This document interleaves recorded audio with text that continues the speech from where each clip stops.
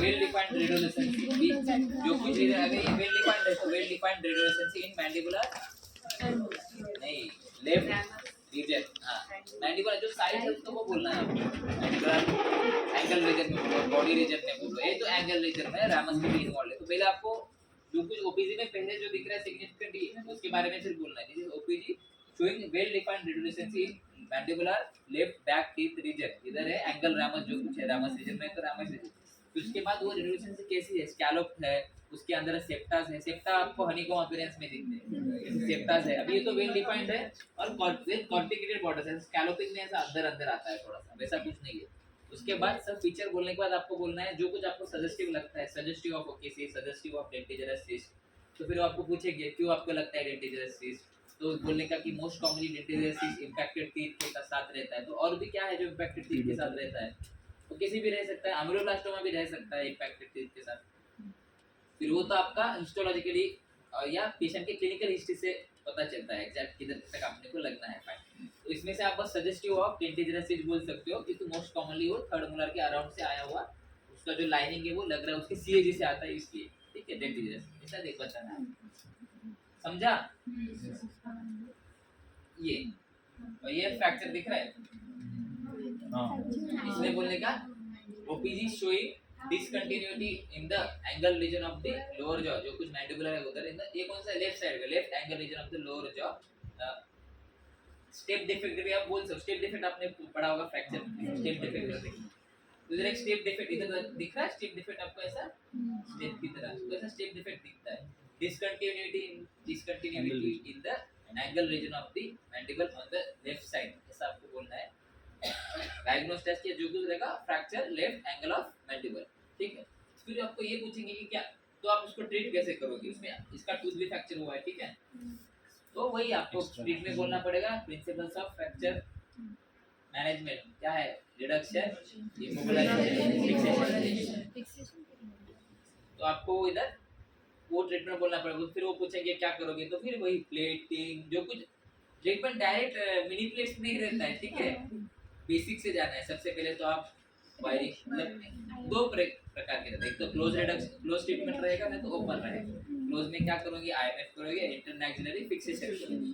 Open में करोगे तो ओरिम अंडर जो कुछ एलिया रहेगा ओपन रिडक्शन इंटरनल फिक्सेशन दो treatment conservative management close reduction या ओपन रिडक्शन। तो बेसिक से जाना है ऑप्शन जो जो अवेलेबल है सब दिखा फ्रैक्चर की ओपन रिडक्शन नहीं करना है और उसको भी डायरेक्ट नहीं बोलना सर हम प्लेट लगाएंगे। उनको बेसिक से आपको बताना है कि हम आइदर इसमें आईएमएफ कर सकते हैं जिसको अपन क्लोज रिडक्शन बोलते हैं नहीं तो फिर अपन ओपन रिडक्शन से भी आप इसको फिक्स कर सकते हैं। सभी अवेलेबल ट्रीटमेंट ऑप्शंस आपको देना है। जैसे अगर कोई मिसिंग टीथ है तो उसको अपन सीडी देते हैं अगर एफएमआर देते हैं या इम्प्लांट का कोई ऑप्शन देते हैं उसके ऊपर है जो करना है वो करेगा। वैसे इसमें आपको आइदर क्लोज रिडक्शन कर सकते हैं ओपन रिडक्शन और पेशेंट के कंडीशन पे डिपेंड रहेगा ठीक है। सर इसमें ये भी क्वेश्चन पूछा था एक्सरे दिखा के कि टीथ जो है वो मतलब ट्रीटमेंट के बाद हाँ अभी फ्रैक्चर है तो ये निकालना पड़ेगा फ्रैक्चर लाइन तो फ्रैक्चर लाइन तो निकालना पड़ेगा क्यों क्योंकि आगे जाके it might be a source of infection for that reason. अगर आप फ्रैक्चर प्लेट फिक्स कर रहे हो लेकिन टूथ फ्रैक्चर्ड है उधर से कुछ भी फूड सीपेज बोला लीकेज के जो कुछ सलावा वगैरह रही है वो अंदर जाके आइदर वो इन्फेक्ट कर सकता है तो fracture teeth itself will act as a foreign body. वो टूथ फ्रैक्चर हुआ है मतलब वो मर चुका है तो एक अपने शरीर में एक फॉरेन बॉडी की तरह बनता है तो वो एक फॉरेन बॉडी की तरह एक्ट करेगा तो उसके अराउंड इन्फेक्शन होगा बॉडी उसके अगेंस्ट काम करेगी। It will itself act as foreign body तो उसका इन्फेक्शन हो सकता है। तो आपको अगर वो फ्रैक्चर लाइन में है तो आपको निकाल देना बेहतर रहेगा ठीक है।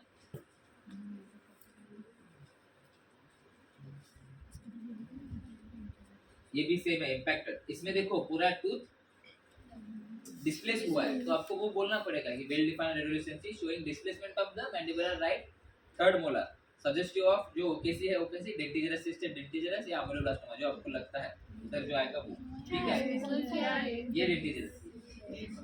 लेकिन जो फाइनल डायग्नोसिस आपको पता होगा ना फाइनल डायग्नोसिस हिस्टोपैथोलॉजिक टर्म रहता है जब तक हिस्टोपैथोलॉजी नहीं होती तब तक आपको तो एक प्रोविजनली आप उसको बेनाइन ओडोंटोजेनिक सिस्ट या बेनाइन ओडोंटोजेनिक ट्यूमर ऐसा बोल सकते हो suggestive of benign odontogenic cyst ऐसा। सब जो सिस्ट है सब जो ट्यूमर है वो सब ओडोंटोजेनिक है तो आप प्रोविजनली ऐसा बोल सकते हो बेनाइन ओडोंटोजेनिक सिस्ट या बेनाइन ओडोंटोजेनिक ट्यूमर। जो फाइनल डायग्नोसिस आएगा वो तो कंफर्म बायोप्सी के बाद ही है रेडियोलॉजिक फीचर्स से आपको ऐसा लगता है इसका एरोपिक है, उसके हिसाब से आपको लगता है कि डिजनरेसिव है क्योंकि थर्ड कोलर इन्वॉल्व है, ठीक है। बाकी भी आपको बताना है अगर पूछा उन्होंने तो इम्पैक्ट बाकी मोलर्स है। ये टीएमजे एंकाइलोसिस का है, ये लेफ्ट साइड का एंकाइलोसिस है, दिख रहा है आपको पूरा बोन और जॉइंट में आपको डिफरेंशिएशन कुछ पता नहीं चलता है। देन इधर जो है प्रोमिनेंट एंटीगोनियल नॉच है, एंटीगोनियल नॉच रहता है, ठीक है, प्रोमिनेंट, क्योंकि इसका ग्रोथ रुक जाता है तो बॉडी मसल उसको खींच के रखता है, तो टेंशन में बोन वैसा बेंड हो जाता है, ठीक है। इधर आपको दिख रहा होगा एक एंकोलाइटिक मास बोलते हैं उसको, इसमें there is unconscious is also termed as stiff joint, ठीक है। वो जॉइंट मतलब वो उसका आपको सीक्वेंस पूछ सकते हैं कि कैसे हो रहा है। बच्चों में ज्यादा होता है, बच्चा का अगर मोस्ट कॉमन जो लिटरेचर के हिसाब से मोस्ट कॉमन जो कॉज है वो ट्रॉमा है, ट्रॉमा के बाद उधर ब्लड क्लॉट बनता है उसका, फिर ब्लड क्लॉट बनने के बाद वो हिप आर्थ्रोसिस होता है। और जो यंग बच्चे रहते हैं उनमें ग्रोथ पोटेंशियल ज्यादा रहता है, तो उसमें पहले तो ऑस्टियोजेनिक पोटेंशियल ज्यादा रहेगा, तो उधर पहले फाइब्रोजेनेसिस होगा, फिर वो आगे जाके बोनी एंथोरेसिस में कन्वर्ट हो जाएगा, ठीक है। तो उसका आपको फ्लोचार्ट जो दिया है बुक में वो आपको पूछ सकते हैं, और टीएमजे एंथोरेसिस का क्लासिफिकेशन पूछ सकते हैं और डेफिनेशन भी पूछ सकते हैं। और इसमें साइड वगैरह और भी आपको इम्पैक्टेड कैनन भी दिख रहा है, और इसमें क्लासिफिकेशन स्वानिस क्लासिफिकेशन है, आई डोंट नो कुछ पूछेंगे या नहीं, कि वो पूछ सकते हैं।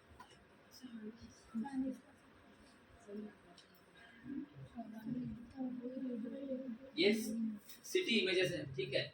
आपको सबसे पहले तो बोलना पड़ेगा this is the city image. इसमें ये कौन सा व्यू है, ये दो कोरोनल व्यू है और ये एक्सियल व्यू है, ठीक है। आपको पहले तो पूछेंगे कि व्यू कौन सा है, तो ये दो कोरोनल व्यू है और ये एक्सियल व्यू है। तब कोरोनल व्यू में आपको क्या दिख रहा है, तो there is fusion between the condylar head of mandible and the glenoid fossa of the temporal bone, suggestive of TMJ ankylosis on the left side, ऐसा आपको बोलना पड़ेगा, ठीक है। कोरोनल व्यू बोनी फ्यूजन, उसमें पूरा कॉन्डाइल मीडियो लैटरली पूरा इन्वॉल्व है, कुछ कुछ में क्या होता है इतना इन्वॉल्व रहता है। आपके जो एग्जाम में टीएमजे एंकोलोसिस है लेफ्ट साइड का है, ये कोरोनल व्यू है ये दो, और ये जो है एक्सियल व्यू। एक्सियल व्यू में आपको उसका पूरा साइज पता चल रहा है कितना बड़ा है, क्या क्या इन्वॉल्व कर रहा है, तो आप देख सकते हो। कोरोनॉइड छोड़ के देखो, सिग्मॉइड नॉट से पीछे तक आया मस्कुलर प्रोसेस तक पूरा भर गया है वो, ऐसे व्यू में भी आपको दिख जाएगा ये। जैसे ये क्या है, ये कोरोनॉइड प्रोसेस ऑफ मैंडिबल है, ठीक है। पता चला एंकोलोसिस, ये दो कौन से व्यू है, ये एक्सियल पूछेंगे आप। सर वो फ्यूजन क्या बताया आपने फर्स्ट में, क्या क्या फ्यूजन? मैंडिबुलर कॉन्डाइल और ग्लिनार्ड फोसा ऑफ टेम्पोरल बोन, ये फ्यूज हो जाता है, ठीक है। ये उसका ये 3D रिकंस्ट्रक्शन है, 3D रिकंस्ट्रक्शन व्यू ऑफ, इसमें आपको जो दिख रहा है TMJ ankylosis on the left side, इधर आपको दिख रहा है, ये देखो दिख रहा है एंकोलाइज हो चुका है, उसकी वजह से उसका जॉ एक साइड में टर्न हुआ है towards the same side of the ankylosis. अगर बायलैटरल रहता तो क्या होता, पूरा पीछे चला जाता, उसको बर्ड तो एंडी गम बोलते हैं उसको, कार्टून आता था, ठीक है। ये क्या है,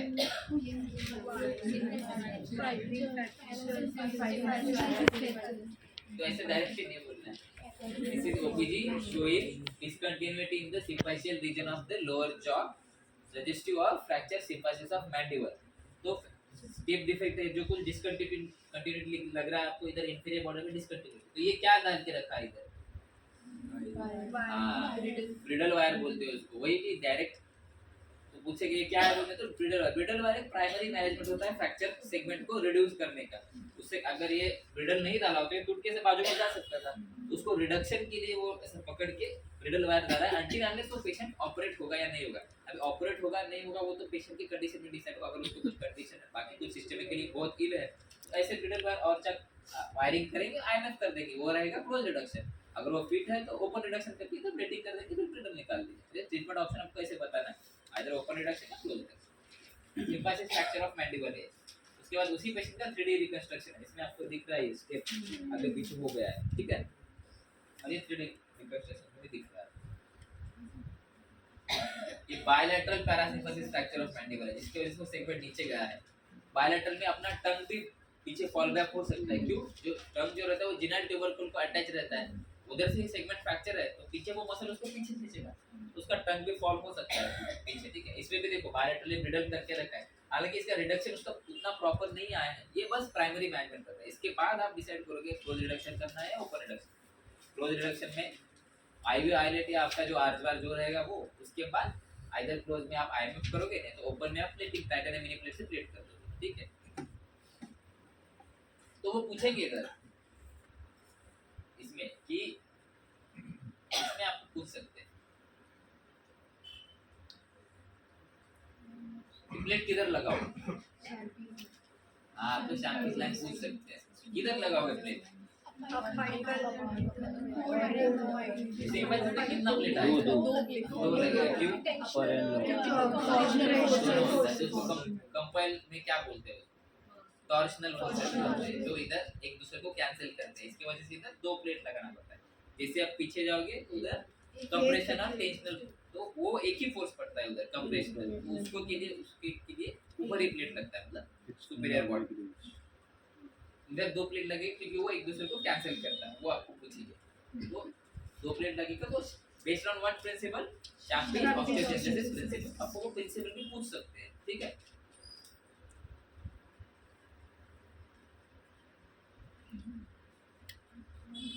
ये क्या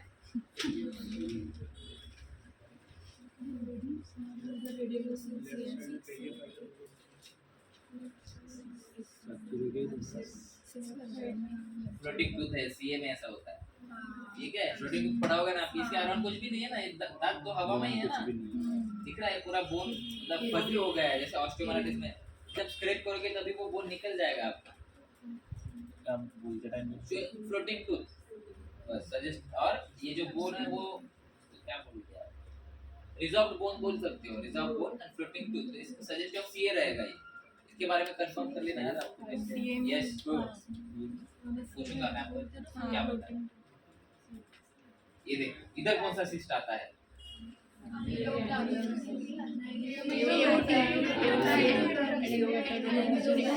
एओटी आता है, हां क्या है anterior most common, anterior region में एओटी कॉमन रहता है, adenomatoid odontogenic tumour is the most common, ठीक है। तो सेम ऐसे ही बनना है, radiolucency in the maxillary right anterior region with जो टूथ इन्वॉल्व है उसके अंदर, tooth within the cystic lining, crown of the tooth is within the cystic lining, based on the location of the lesion it is suggestive of adenomatide otogenous tumor। आपको ऐसे direct देख के AOT ऐसे नहीं बोलता है तो आपका फिर इंप्रेशन खराब पड़ता है। आपको बेसिक से बताना है क्यों आपको एओटी लगता है, तो सामने वाले को पता रहना चाहिए ना, नहीं तो पता चलेगा ये याद करके आया है इसको बेसिक बोलेंगे ऐसे ऐसे दिख रहा है सर मुझे, उसका क्राउन भी उसके अंदर है, तो फिर मुझे ऐसा लगता है उसके लोकेशन के हिसाब से कि वो एओटी हो सकता है, ठीक है। इसमें इधर फ्रैक्चर दिख रहा है, बॉडी फ्रैक्चर है, बॉडी फ्रैक्चर कम्युनेटेड फ्रैक्चर है बॉडी का।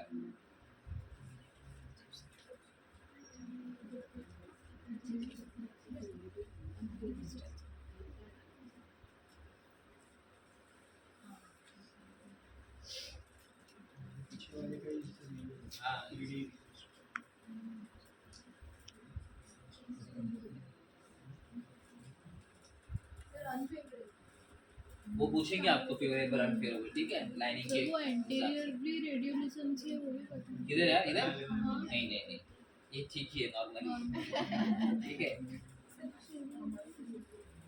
बॉडी फ्रैक्चर है, फेवरेबल अनफेवरेबल पूछेंगे आपको एंगल ऑफ बॉडी फ्रैक्चर, ठीक है। वो पढ़ना है आपको, हॉरिजॉन्टल और वर्टिकल में रहता है ना डायरेक्शन उसका, तो उसी का हो सकता है हनीकॉम अपीयरेंस है, अमीनोब्लास्टोमा हो सकता है, मल्टीपल रेडियोलिसेंस, हां क्या हुआ मोस्टली थर्ड मोलर रामस रीजन में रहता है, एंटीरियर रीजन में होगा तो हनीकॉम अपीयरेंस किस किस में मिलता है वो भी पूछ सकते हैं। तो सीओटी में रहता है, ओडोंटोजेनिक मिक्सुमा में रहता है और अमीनोब्लास्टोमा में रहता है, तीनों में से कुछ एक रह सकता है ये, हां अमीनोब्लास्टोमा मिसिंग कुछ रहता है क्या? मोस्टली मिसिंग टू इम्पैक्ट नहीं ना रिड्यूस एनामल एपिथेलियल से क्या बनता है, आई से डेंटिजेरस सिस्ट बनता है, नहीं वो बहुत बड़ा कॉम्प्लिकेशन है मैडम, वो बहुत आगे की स्टेज है, जो रेटिनोसिस्ट अमीलोब्लास्ट बहुत रेयर रहता है वो। इसमें तो ओडोंटोजेनिक इपिथेलियम से बनता है अमीलोब्लास्टोमा, ये आपको पढ़ना है। डेंटल लामाइना से आता है, ठीक है, क्लासिफिकेशन है ना, डेंटल लामाइना से क्या आ रहा है, सेल नेस्ट ऑफ मेलासिस से जैसे रेडिकुलर सिस्ट आता है, रिड्यूस्ड एनामल इपिथेलियम से क्या आता है वो आपको पढ़ना है, उसके हिसाब से भी सिस्ट का क्लासिफिकेशन दिया हुआ है।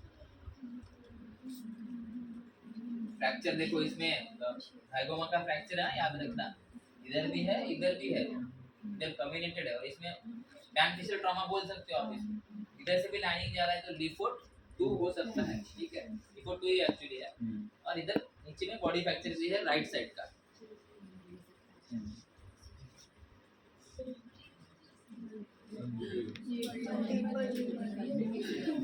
किसमें होता है, गोर्लिन गोल्ड सिंड्रोम सुना है तुमने, इसमें मल्टीपल ओकेसिस रहता है, मल्टीपल इंपैक्टेड टीथ रहते हैं, मल्टीपल इंपैक्टेड टीथ है, मल्टीपल रेलोसिस है, तो सिंड्रोम तो आ गया है, वो आपको बताना ही नहीं है सिंड्रोम, पहले बोलना है कि मल्टीपल सिस्टिक लीजन्स जो कुछ भी है, तो ये किसमें रहते हैं वो पूछेंगे आप, तब आपको आना चाहिए कि ये इसमें होता है गोर्लिन गोल्ड सिंड्रोम है, तो वो पूछेंगे गोर्लिन गोल्ड सिंड्रोम में और क्या क्या होता है, तो आपको वो याद रहना चाहिए, ठीक है।